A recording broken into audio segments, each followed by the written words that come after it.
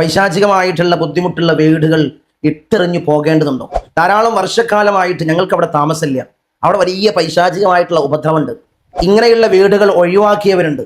ആരും താമസമില്ലാതെ ഇപ്പോഴും കാട് പിടിച്ച് കിടക്കുന്ന വീടുകളുണ്ട്. ഇത്തരം വീടുകൾ ഒഴിവാക്കേണ്ടതുണ്ടോ? എങ്ങനെയാണ് ഇത്തരം വീടുകളെ ഈ പൈശാചികമായിട്ടുള്ള അവസ്ഥയിൽ നിന്ന് എങ്ങനെ നമുക്ക് മുക്തമാക്കാം? അസ്സലാമു അലൈക്കും. അൽഹംദുലില്ലാഹ് അൽഹംദുലില്ലാഹി വസ്സലാത്തു വസ്സലാമു അലാ അഷ്റഫിൽ മുർസലീൻ വഅലാ ആലിഹി വസ്ഹബിഹി അജ്മഈൻ. അമ്മാ ബഅദ്. സ്നേഹനിധികളായ എൻ്റെ മുഅ്മിനീങ്ങളെ, ഇൻഷാ അല്ലാഹ് ഇന്ന് നമ്മൾ മജ്ലിസിൽ ചർച്ച ചെയ്യുന്നത് ധാരാളം ആളുകൾക്കുള്ള ഒരു സംശയത്തിൻ്റെ മറുപടിയാണ്. കുറേ ആളുകൾ നമ്മൾ സമീപിക്കുന്നവർ ചോദിക്കാറുണ്ട്, ഞങ്ങൾ പല സ്ഥലങ്ങളിൽ പോയി, പല ഇടങ്ങളിൽ പോയി, ഞങ്ങളെ വീടിനും ഭൂമിക്കും ഇത്തരം പൈശാചികമായിട്ടുള്ള പോക്കുവരവിൻ്റെ സിഹർ സംബന്ധമായി മൂർത്തികളുടെ പ്രയാസങ്ങൾ, സേവ നടത്തിയ വീടുകൾ, ആത്മാക്കളുടെ ശല്യമുള്ള വീടുകൾ, റൂഹാനിയത്തിൻ്റെ പ്രയാസമുള്ള, കാഫിർ ജിന്നിൻ്റെ പ്രയാസമുള്ള വീടുകളാണെന്ന് ഞങ്ങളെ പല സ്ഥലങ്ങളിൽ പോയിട്ട് ഞങ്ങളോട് പറഞ്ഞിട്ടുണ്ട്. ഞങ്ങളെ വീടിൻ്റെ ഭൂമിയിൽ എന്തോ ശവസംസ്കാരം നടത്തിയിട്ടുണ്ട്, അവിടെ എന്തോ ഒരു ശവമുണ്ട്, അവിടെ താമസിക്കാൻ കൊള്ളൂല, അവിടെ പ്രയാസമാണ്, ബുദ്ധിമുട്ടാണ് എന്ന് ഞങ്ങളോട് പലവരും പറഞ്ഞിട്ടുണ്ട്. ഞങ്ങൾക്കാണെങ്കിലോ വലിയ ബുദ്ധിമുട്ട് ഞങ്ങളെ ഈ വീട്ടിൽ താമസിക്കുന്നുണ്ട്. വലിയ ബിസിനസ് ഉണ്ടായിരുന്നു, വലിയ കച്ചവടങ്ങൾ ഉണ്ടായിരുന്നു. ഈ വീട്ടിലേക്കും ഈ ഭൂമിയിലേക്കും താമസമായപ്പോൾ എല്ലാം നഷ്ടപ്പെട്ടു. ഭർത്താവിൻ്റെ ജോലി നഷ്ടപ്പെട്ടു, മകൻ്റെ ജോലി നഷ്ടപ്പെട്ടു, എല്ലാം ബുദ്ധിമുട്ടിലാണ്. ഞങ്ങൾ ആദ്യത്തെ വീട്ടിലും അല്ലെങ്കിൽ ഞങ്ങൾ ആദ്യം നിന്ന കോട്ടേഴ്സിൽ വാടക വീട്ടിൽ നിന്നപ്പോൾ ഞങ്ങൾക്ക് വലിയ റാഹത്തായിരുന്നു. ഞങ്ങൾ രാജാവിനെ പോലായിരുന്നു. മാസത്തിൽ വാടക കൊടുത്താൽ മതി എന്നുള്ളൊരു ബുദ്ധിമുട്ട് ഒഴിച്ച് ഞങ്ങൾക്ക് ഒരു ബുദ്ധിമുട്ടുണ്ടായിട്ടില്ല. പക്ഷേ ഈ ഭൂമിയിലേക്കും ഈ വീട്ടിലേക്കും ഞങ്ങൾ താമസാക്കിയപ്പോൾ വലിയ പ്രയാസങ്ങളും വലിയ ബുദ്ധിമുട്ടുകളുമാണ് ഞങ്ങളങ്ങനെ അലട്ടിക്കൊണ്ടിരിക്കുന്നത്. ഞങ്ങളെ വീടിനോ ഭൂമിക്കോ എന്തെങ്കിലും ബുദ്ധിമുട്ടുണ്ടോ, വലിയ പ്രയാസങ്ങളുണ്ടോ, ഈ പറയുന്ന ബുദ്ധിമുട്ടുകൾ ഞങ്ങളെ വീട്ടിനുണ്ടോ എന്ന് ചോദിക്കുന്നവരുണ്ട്. അതിനെന്താണ് പരിഹാരം ഞങ്ങൾ ചെയ്യേണ്ടത്? ഈ വീട് വിട്ടുപോകാൻ കുറേ ആളുകൾ പറയുന്നുണ്ട്, ആ വീട് ഒഴിവാക്കാൻ വിൽക്കാൻ കുറേ ആളുകൾ പറയുന്നുണ്ട്. ഞങ്ങൾ എന്താണ് ചെയ്യേണ്ടത്? കൈ മലർത്തിക്കൊണ്ട് നമ്മൾ സമീപിക്കുന്നവരുണ്ട്, സംശയങ്ങൾ ചോദിക്കുന്നവരുണ്ട്.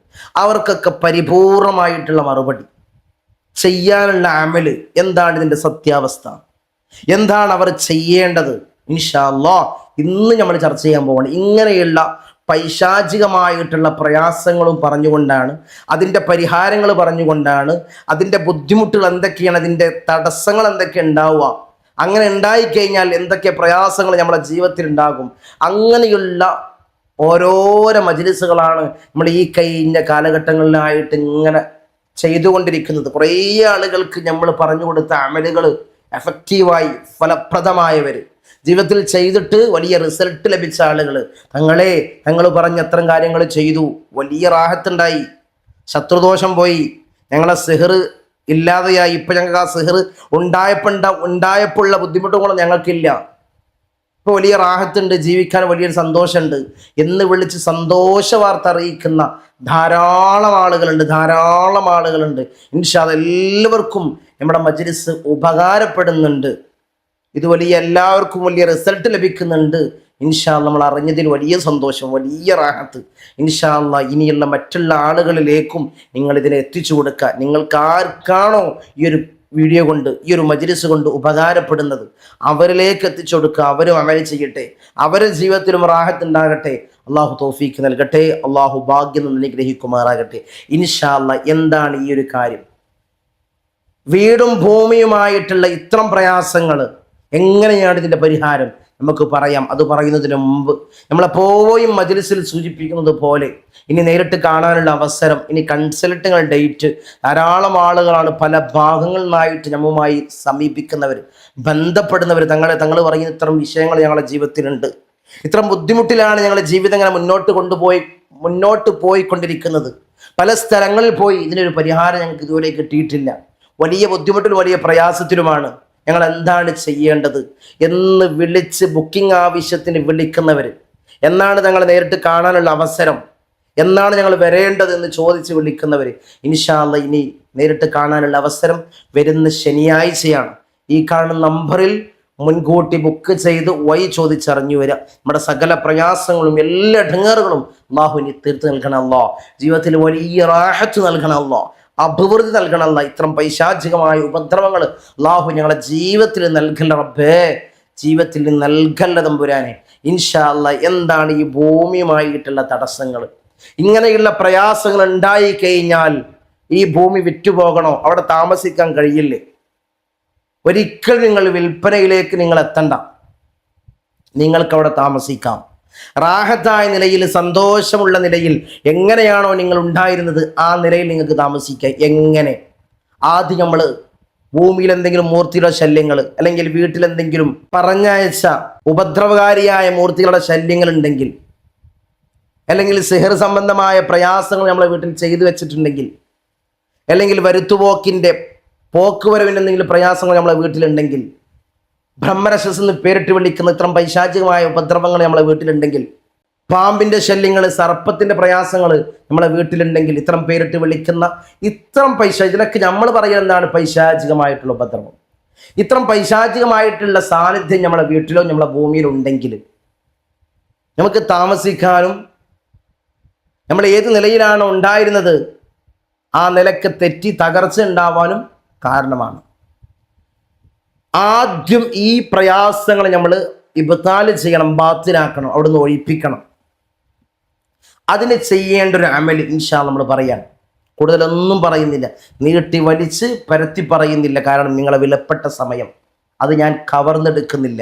എന്താണ് ചെയ്യേണ്ടത്? നമ്മൾ ചെയ്യേണ്ടത് ഇശാ മഗ്‌രിബിൻ്റെ ഇടയിൽ, ഇശാ മഗ്‌രിബിൻ്റെ സമയം കേട്ടോ, കുറേ ആളുകൾ നമ്മളിങ്ങനെ വിട്ടുപോകാറുണ്ട്, സമയം പറയാനും എണ്ണങ്ങൾ പറയാനൊക്കെ വിട്ടുപോകാറുണ്ട്.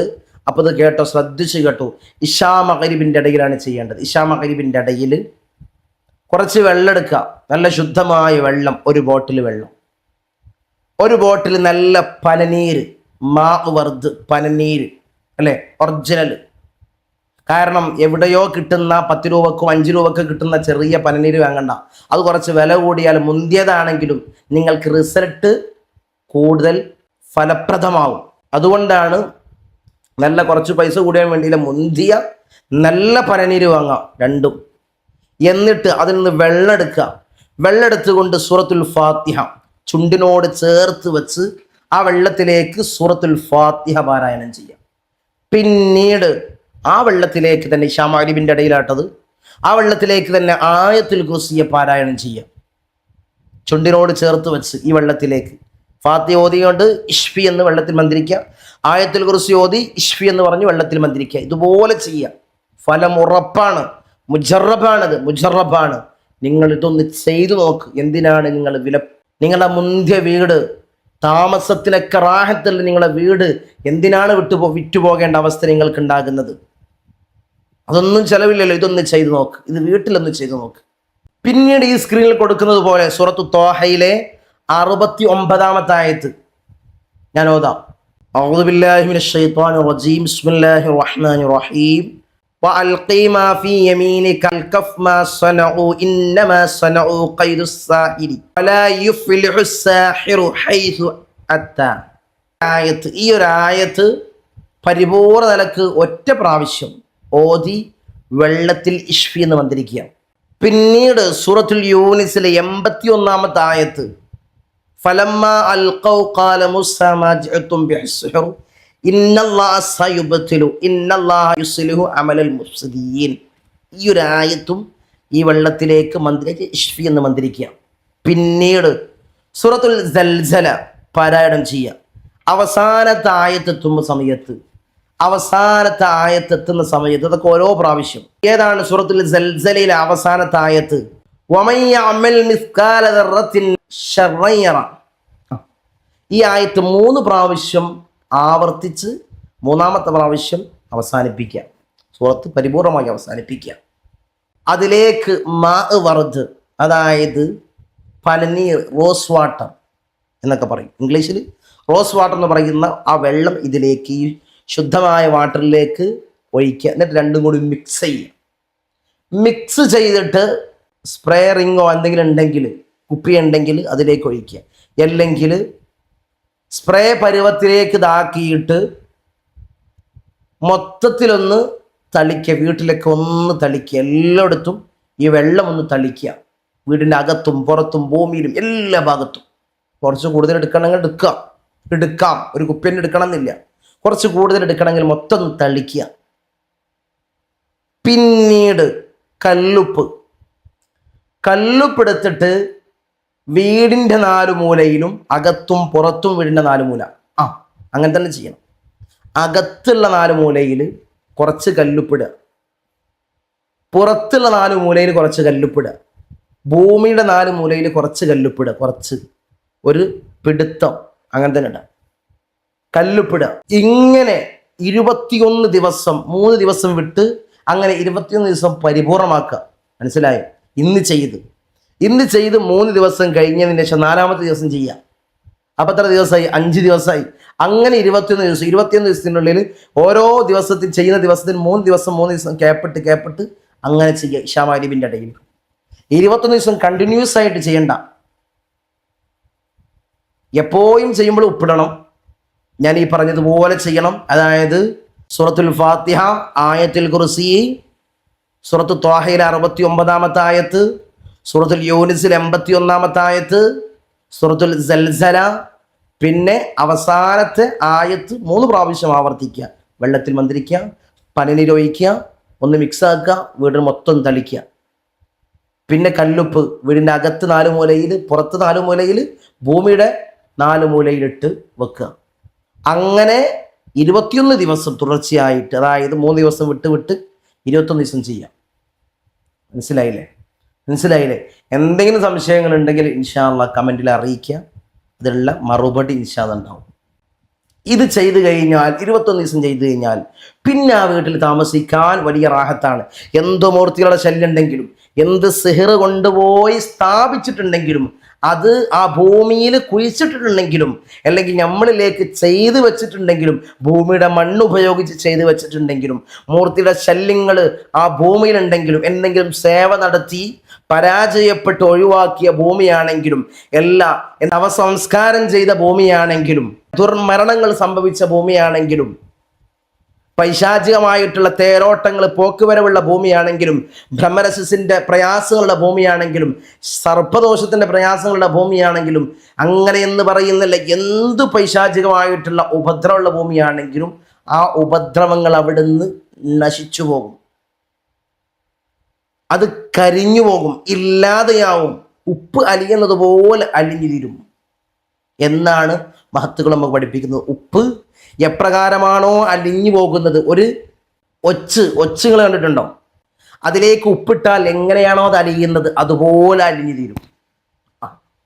അങ്ങനെയുള്ള അമലാണ്, ഒരിക്കലും നഷ്ടപ്പെടുത്തണ്ട. ഇത് ചെയ്യാൻ ഒരാൾ വിട്ടുപോകണ്ട. കാരണം ഇത്തരം പ്രയാസങ്ങളുള്ളവർ, ഇത്തരം ബുദ്ധിമുട്ടിലായിട്ട് ആ വീട്ടിൽ ഇങ്ങനെ ഒരു ഇടങ്ങേറ്, ആ വീട്ടിലേക്ക് കയറി ചെല്ലാൻ തോന്നുന്നില്ല. എപ്പോഴും കലഹങ്ങൾ, അടികൾ, കടങ്ങളാണെങ്കിലും വീട്ടിട്ട് തീരണില്ല. അങ്ങനെയൊക്കെ ഒരു ശല്യമുള്ള വീടുകൾ ഉണ്ടാകും. പൈശാചികമായ സാന്നിധ്യമല്ലേ. നമ്മളൊക്കെ ചില വീടുകൾ കാണാൻ പോകുന്ന സമയത്ത് ആ ഭൂമിയിലേക്ക് കാലിട്ട് ചവിട്ടി വെച്ചാൽ തന്നെ അറിയാം ഇത്രയും പൈശാചികമായ ഉപദ്രവമുള്ള വീടാണ്, ഇത്തരം പോക്കുവരവുകളുള്ള പിശാചിൻ്റെ സാന്നിധ്യമുള്ള വീടുകളാണെന്ന്.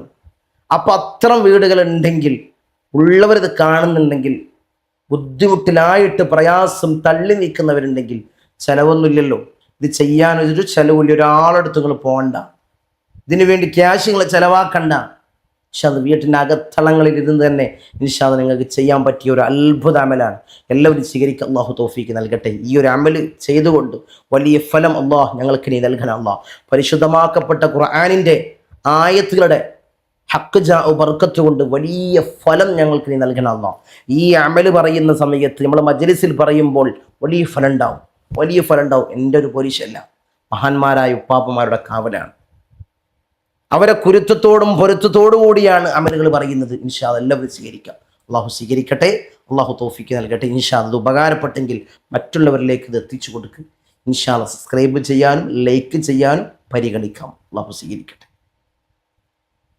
ഇൻഷാ അല്ലാഹ് ഒരു കാര്യം ഉണർത്താനുള്ളത്, നമ്മൾ 5:45 ഈ മജ്‌ലിസിൽ തന്നെയാണ് സയ്യിദിയ മജ്‌ലിസ്, രാവിലെ പ്രഭാത മജ്‌ലിസ്, ദിക്ർ ചൊല്ലുന്ന, ഇസ്തിഗ്ഫാർ ചൊല്ലുന്ന, കൂട്ടമായി ദുആ ചെയ്യുന്ന വലിയ മജ്‌ലിസ്. എല്ലാവരും പങ്കെടുക്കുക.